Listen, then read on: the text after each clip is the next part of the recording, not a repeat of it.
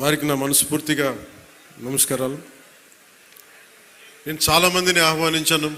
చాలామంది గతంలో పిఠాపురంలో మన ఎలక్షన్ సమయంలో జనసేన విజయానికి కృషి చేసిన చాలామంది సినిమా ప్రముఖుల్లో చాలామందిని ఆహ్వానించి మొదటి రోజుగా హైపర్ ఆది గారిని, తన మాట బాగుంటుంది కదా, అందరూ కామెడీ హ్యూమర్ అనుకుంటారు, మాట చాలా విట్టు ఉంటుంది.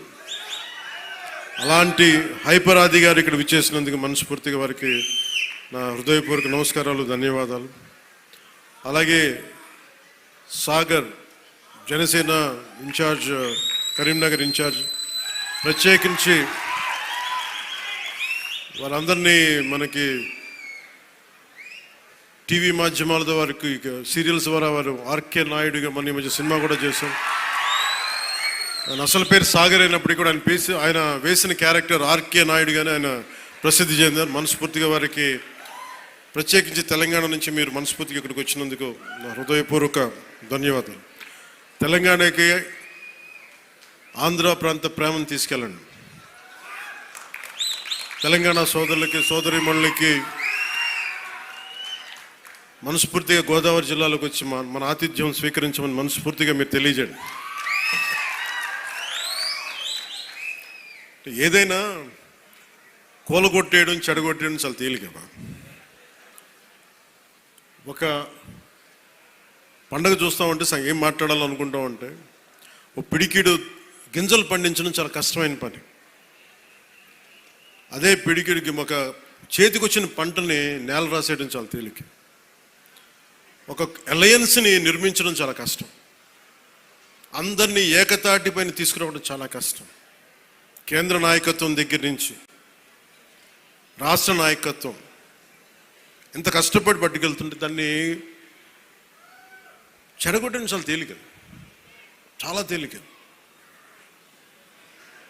సంక్రాంతి మనం చెప్తుంది ఏంటంటే, ఒక చేతికి ఒక కష్టపడి సంవత్సరం, ఒక 6 నెలలు కష్టపడి 4 నెలలు కష్టపడి పంట చేతికి వస్తే ఆనందం తాలూకు నిదర్శనమే సంక్రాంతి పండగ. మనకి ధాన్యం వచ్చింది, ధాన్యం అమ్మగా డబ్బులు వచ్చినాయి. ఈ రోజున మన హరిదాసులు కానీ, ఇంతమంది జానపద కళాకారులకు కానీ మనం ఎందుకు ఇస్తాము ఇవన్నీ అంటే, మా దగ్గర అబండెన్స్ ఉంది, మాకు ఒక 10 బస్తాలు పంట ఉంటే మేము 2 బస్తాలు పంచుతామని చెప్పడానికి. అది సంక్రాంతి తాలూకు నిదర్శనం. అంటే అలాగా మీరు ఇందాక మంత్రివర్యులు నారాయణ గారు చెప్తా ఉన్నారు, ఇంకా ప్రపంచంలో ఏ నియోజకవర్గం ఇంకెక్కడా రాదు అండ్ ఏది జరుగు, ఇక్కడ కొబ్బరాకు పడ్డా కానీ పిఠాపురంలో చాలా దారుణం జరిగిపోయింది. ఒక తాటాకు, అక్కడ ఉన్న తాటాకు ఊడిపడిపోతే అమ్మా చాలా దారుణం జరిగిపోయింది. మరి గత ప్రభుత్వ నాయకులను అడగండి, వాళ్ళ నియోజకవర్గం అసలు న్యూస్ ఉంటుందా, ఏం జరుగుతుందో కూడా తెలియదు మీకు. పిఠాపురంలో చిన్న చెట్టు మీద వాళ్ళున్న పక్షి ఈక పడినా కానీ అయ్యా బాబోయ్ పక్షి పడి. అంటే ఇది ఎవరిస్తున్నారు మీకు బలం? ఎవరిస్తున్నారు? మీరిస్తున్నారు. చెడు వార్తలకి మీరిస్తున్నారు బలం. ఒకడు మనల్ని తిడుతుంటే మీరు దాన్ని వైరల్ చేస్తే మీరు బలం ఇస్తున్నారు. ఒకటి చెడగొడుతుంటే వచ్చి మీరు ఎదురు ప్రశ్నించకపోతే మీరు బలహీనలు అయిపోతారు. మీరు నాకు ఓట్లేస్తే సరిపోదు అని ఎందుకు చెప్తున్నాను, 5 సంవత్సరాల పిఠాపురంలో గత ప్రభుత్వంలో ఒక్కసారి మీరు ప్రతి ఒక్కరు మేధావులు చాలామంది ఉన్నారు, పత్రికేయులు ఉన్నారు, చాలామంది విభిన్నమైన పార్టీల నాయకులు ఉన్నారు. ఈ గత 5 సంవత్సరాల కాలంలో ఎన్ని కోట్లు ఖర్చు పెట్టారో ఒకసారి అడగమని చెప్పాను.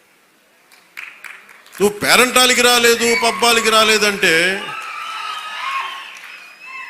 ఒక దేశం కోసం శ్రమించే వ్యక్తిని, ఇంత మందిని ఏకం చేసే వహించే వ్యక్తిని నాకు మీరు ఇవ్వాల్సింది, మేము ఉన్నాం కాచుకుంటాను, మిగతా వెళ్ళి పని చేయని చెప్తే కదా నాకు ఆనందం.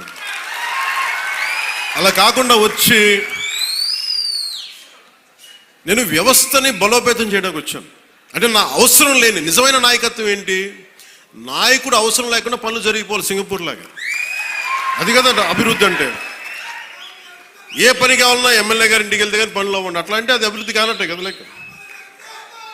అంటే గత ప్రభుత్వంలో మీరు ఎంత ఖర్చు పెట్టారో ఒకసారి చూడండి. నేను ఈ గత ఏడాది 308 కోట్లతోటి పిఠాపురం అభివృద్ధికి మనం ఖర్చు పెట్టాం. మీరు చూడండి. అలాగే ఇప్పుడు 200, అది దాదాపు 60-70% పనులు అవుతున్నాయి, అయిపోయినాయి. ఇంకా 30% మిగిలినాయి. ప్రాబబ్లీ టార్గెట్ ఇచ్చింది మార్చికి అయిపోవాలి. ఇప్పుడు మనం 211 కోట్లతోటి అదనపు అభివృద్ధి కోసం మనం ముందుకు తీసుకెళ్తాం. అంటే ఇది 26 కోట్లతోటి ప్రారంభమైనవి, మన పని పూర్తయినవి, ప్రారంభోత్సవాలు చేశాం. మీరు అడగాల్సింది గత ప్రభుత్వ నాయకులను వచ్చి, వాళ్ళు వారి పాలనలో ఏం చేశారని అడగాలి. వాళ్ళు తిమ్మేశారు అని చెప్పి నేను ఏం చెప్పాను, నా దగ్గర ఛానల్స్ లేవు. నేను లాస్ట్ టైం చెప్పాను, ఎలక్షన్ టైంలో 2016-17 టైం నుంచి మొన్న దాకా ఏం చెప్పాను, నాకు ఛానల్స్ లేవు. మీరే నా గళం, నా జన సైనికులకి, మా వీర మహిళలకి చెప్పాను. మీరే నా బలం. నాయకులకు ఒకసారి ఇష్టపడి రావచ్చు, ఒకసారి ఇష్టపడి వెళ్ళిపోవచ్చు, కానీ నా గుండెల్లో ఉన్నది మీరు నిరంతరంగా నాది ఉంటారు, నాకు తెలుసు. నాకు ఇది మీరు బయట నుంచి వచ్చి దేనికి పడినా సరే, ఒక స్కూల్లో 2 చిన్నపిల్లలు కొట్టుకున్నా దాన్ని మీరు గొడవ చేసేద్దాం అనుకుంటే నేను ఏం చెప్పను దానికి. మీరు అక్కడ పులివెందులు అక్కడ వాళ్ళ సొంత బాబాయ్ గారిని చంపినా కానీ అది న్యూస్ కాదు.